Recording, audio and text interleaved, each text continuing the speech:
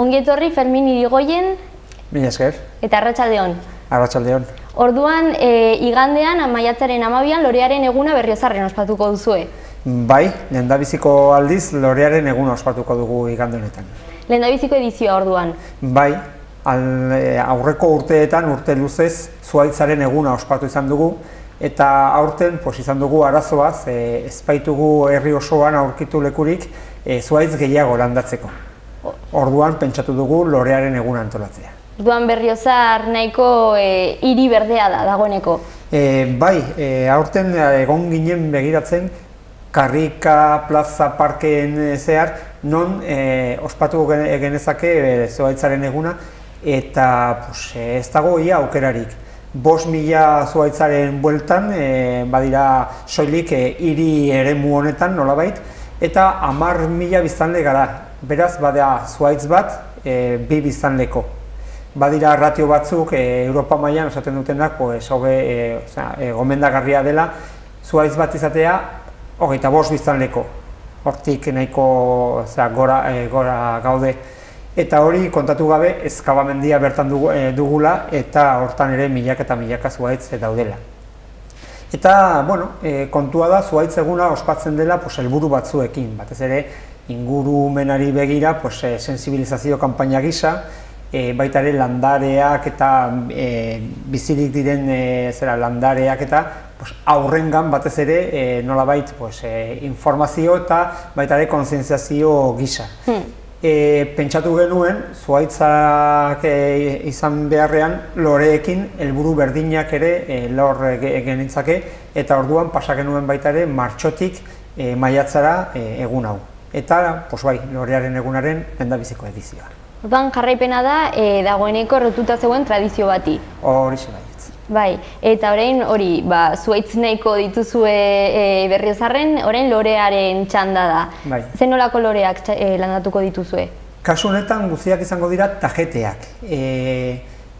Badira txinatar klabelinak, kolorez berdinetakoak, eta horiek izango dira etxaburua kalean zehar jarriko direnak.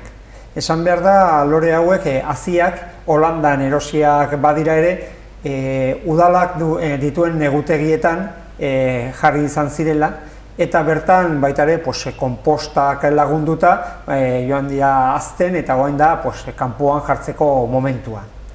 Egiten dena bada ez soilik loreekin, lorearen bizitza bukatzen denean, horiek bildu egiten dira, baita zuhaitzen inaustea edo poda egiten denean, baita ere biltzen den materiala, guzti hori konpostatu egiten da. Orduan, nolabait, ziklo osoa izten da, berriro ere bizia ematen laguntzen baitute hurrengo loreei. Bai, horregatik ere martxotik maiatzari pasatzearen arrazoia. Bai, hori baita ere, martxoa izaten zen oso momentu egokia zuhaitzak landatzeko, maiatza beranduegi izango litzateke, baina loreak jartzeko oso momentu egokia da. Bai, eta udaberria ospatzeko. Horiz. Bai, aipatu dituzu haurrak, hoiei zuzendutako jaia da. Bai, batez ere nolabait familia formatuan antolatzen da, eta izena materakoan ere eskatzen diegu nolabait familiak bakoitzak esatea norbaiten izena, baina baita ere zenbat lagun joango diren.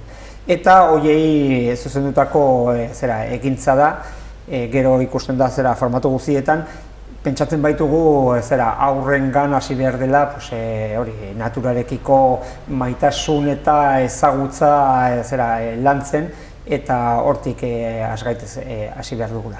Eta lortzen dira helburuak aspaldiko tradizioa delako azaldu den moduan? Bai, gero, bada kontu bat, jendeak gustora gogoratzen duena, gaztetan eta helduetan, baita ere bakoitzak ikus dezake momentu bakoitzean edo urte bakoitzean non landatu diren zuhaitzak eta gero bilakaera izan dituzten, eta uste dugu urtero errepikatzen den jardura izaki, aur asko pasatzen direla, familia asko pasatzen direla prozesu horretatik eta laguntzen duela nolabait kontzientziazio kanpaina horretan.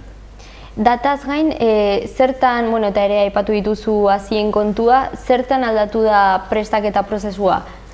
Bueno, esan behar da batez ere udalen lorazainen zerbitzua arduratzen dela honetaz, eta batez ere infrastrukturatan ez da berdina, zuhaitz edo zuhaizkak jartzea, zer eta nola jarri behar den, ze tresneria behar den horretarako, edo lorea jartzeko behar dena. Material berria erosi da, txikiagoa, aurrendako ere errezagoa da manejatzeko momentuan, eta horren aldetik, askoz ere gehiago ez. Zaila izan zen beste buelta hori ematea, zuhaitzekin ezin dugu jarraitu, loreak jarriko ditugu eta lore hauek. Ez, batez ere pentsatzea. Esan bezala, lorazainek zuzentzen duten jarduera da, eta ikusi zenean zegoela eremurik edo lekurik zuhaitzak jartzeko, orduan ez genuen inolaz ere utzi nahi halako jarduera bat antolatzeari. Eta pentsatu zen zuhaitzak ezin bada ziren loreekin segitzea. Batez ere izan zen ideia izatea edo hortan jartzea, bestelako arazorik ez da izan. Eta orain arte, itxi da izen ematepea? Bai, asteazken honetan itxi zen. Eta orduan arrakasta izan duelaren isla izan dezakegu dagoeneko? Bai, oro har 60 familiek eman dute izena, badago aukera lorazainen artean euskaldunak eta erradunak badira, eta aukera ematen zaio jendeari bertan ematen diren azalpenak euskaraz edo erderaz emateko. Horren arabera antolatzen dira taldeak.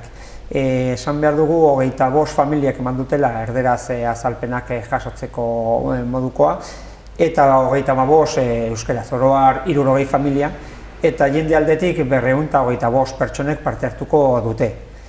Aurreko urteekiko konparaketan, badira aurreko urteetan, baina zerbait gutxiago. Uste dugu baita ere,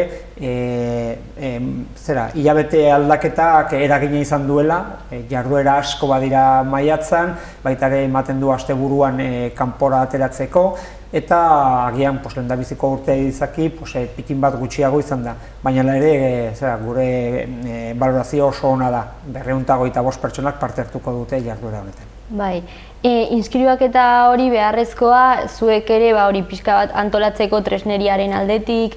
Haziak eta gauza guztiak, bai. Hala ere, hor jarri duzue gainera informazioan tresneria baldin badaukate, beraiek ere eraman dezaketela. Horixe, bestela, oso zaila da, tresneria jartzea udalak guztien dako, eta egia esan lore bat landatzeko ez da gauza gehiegi behar, orduan lagunduko luke bakoitzak berea eramatea. Hala ere, bestela txandaka ibiliko dira, baina lan handia, nolabait, zuhaitz batek badu lan gehiago, lore bat landatzea ez da horren bestekoa. Zer nolako aurreikuspenak dituzue lehendabiziko edizio honetarako? Nahi duguna bada lehenbailen jendea bertaratu, goizeko 11etan izango da etxaburua karrikan, eta bertan badago urtero lorea jartzen dira, lorezainen partez, aurten berritasuna bada lorazainek izan beharrean jendeak jarriko dituela. Oso leku zentrikoa denez gero, gainera horren segimendua egin daiteke egunero nolabait. Eta bertan bildutakoei egunaren helburuak eta baita azalpen batzuk emango zaizkio, banatuko dira karrika osoan zehar, eta jarriko orduan landaketari ekingo zaio. Tresneria banatu, 5 lorezain daudela, horiek baita ere bakotzak bere multzoarekin edo taldearekin kokatuko da leku batean, eta lagunduko die zerbaitetan behar izan ezkero. Eta gero, segida emateko, Euskal Herria plazara joango dira, hor 11etako bat ere eskainiko zaielakotz. Azken finean, bada denboraldetik sobera eskatzen ez duen jarduera. Orduan, pentsatzen dugu, beranduzko eta 12etarako askaritxoa egin ahal izango dute. Hortan ere esatea badela herriko elkarte bat, hain zuzen ere ikasketatik aparte dauden gazteekin lantzen duena, lantxotegi izenekoa, horiek prestatzen dute 11etakoa eta laguntzen dute baita ere egunaren antolaketan. Eta horrekin emango zaio bukaera jarduera honi. Denbora asko eskatzen ez duen jarduera da, baina denbora luzez iraungo duena, hor loreak hezitzen garatzen joango direlako. Bai, hilabeteak emango ditu, pentsatzen dugu urte osoko bizitza ez dutela izango, baina gutxienez espero dezakegu udazken bukaera arte bertan irautea. Orduan, uste dugu oso pozgarri eta oso kontu polita izan daitekela aurrendako, horiek jarritako loreak bertan ikustea. Oso karrika zentrikoa da, txaburua, oso luzea, eta oso ikusgarri izan daiteke hor 225 lore horiek ikustea. Ezberdintasuna zuhaitzekin adibidez, zuhaitzek gehiago irauten dutela. Baina bai, azitzeko ikustea horrek ere poztasuna eragiten du. Bai, oso erakargarria da loreak eta gainera emaitzak nolabait lorea handitzen ikustea berehalako kontua da, zuhaitzekin gertatzen ez den moduan. Zuhaitzen kontua bada, gero urteen poderioz bertan ikus dezakezula. Loreekin urtero aldatuko dugun kontua izango da. Beno, ekimen eta erronka berri bat, eta momentuz erantzuna positiboa izan da, beraz, pozik. Bai, eta gainera eguraldia eragartzen dute oso eguzkitsu izango dela, orduan ez dugu zalantzarik oso ongi aterako dela. Mil esker gurekin egon izanagatik, Fermin, eta xehetasun guztiak eman izanagatik ere. Zuei gonbidapenarengatik.